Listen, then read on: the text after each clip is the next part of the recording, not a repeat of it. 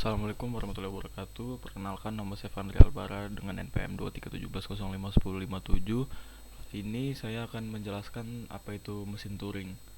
Jadi dari sejarah mesin Turing itu sendiri diusulkan pada tahun 1936 oleh Alan Turing, seorang matematikawan Inggris, sebagai model matematis sederhana sebuah komputer. Meskipun sederhana, mesin Turing memiliki kemampuan untuk menggambarkan perilaku komputer general purpose.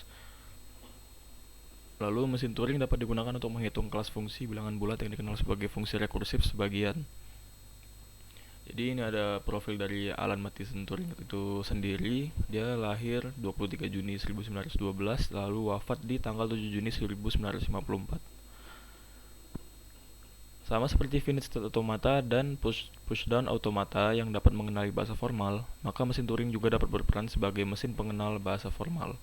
Bahasa yang dikenali oleh mesin Turing adalah bahasa tanpa pembatasan, yang disebut juga himpunan terenumerasi rekursif. Lalu ada model mesin Turing. Sebuah mesin Turing terdiri dari komponen-komponen pengendali berhingga atau finite control, pita masukan dengan sifat panjangnya tidak terhingga, ujung kiri terbatas, ujung kanan tidak terbatas, dapat dibaca maupun ditulis, sel yang tidak berisi simbol masukan akan berisi simbol kosong atau blank. Pada keadaan awal, N sel pertama dari pita masukan berisi rangkaian simbol yang harus dikenali. Sel di sebelah kanan rangkaian simbol berisi B. Berikut contohnya model mesin Turing.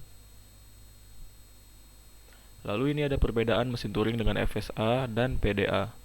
Pada FSA atau PDA, pita masukan hanya dapat dibaca, head hanya dapat digerakkan ke kanan, pita masukan hanya berisi string masukan, dan mesin Turing itu pita masukan dapat dibaca dan ditulis, head dapat digerakkan ke kiri maupun ke kanan, pita masukan juga berfungsi sebagai tempat penyimpanan yang pada pengaksesannya tidak dibatasi. Dan aksi mesin Turing. Perilaku mesin Turing bergantung pada simbol masukan yang berada pada posisi head, baca atau tulis, dan status dari finite control. Dalam setiap gerakannya, mesin Turing dapat melakukan salah satu dari aksi berikut. Yang pertama, berubah status. Yang kedua, menuliskan simbol pada pita masukan. Aksi penulisan ini mengubah simbol yang sebelumnya berada pada sel tersebut, menggerakkan head ke kiri atau ke kanan. Contohnya, mesin Turing M akan digunakan untuk mengenali bahasa ini, dan seterusnya. Lalu cara kerja mesin Turing untuk mengenali bahasa L dinyatakan dengan algoritma berikut. Ganti simbol O paling kiri dengan simbol X, gerakan head ke kanan hingga dijumpai simbol 1, ganti simbol 1 paling kiri dengan simbol Y, lalu gerakan head ke kiri hingga dijumpai simbol X, dan geser head ke kanan akan diperoleh 0 paling kiri. Dan yang keenam, kembali ke langkah yang pertama.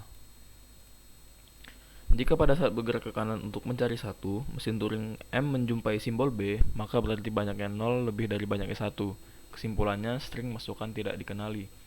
Lalu jika pada saat bergerak ke kiri, M tidak menjumpai lagi O, maka M memeriksa apakah masih ada 1. Bila habis, maka string diterima atau dikenali. Jika sebuah string diterima, maka mesin Turing M berhenti. Untuk string yang tidak dikenali atau ditolak, ada kemungkinan M tidak berhenti atau looping. Lalu ini ada contoh string masukan adalah 000111. Dari penjelasan di atas terlihat ada 4 modus kerja yang berbeda dari mesin Turing. Ini perbedaannya.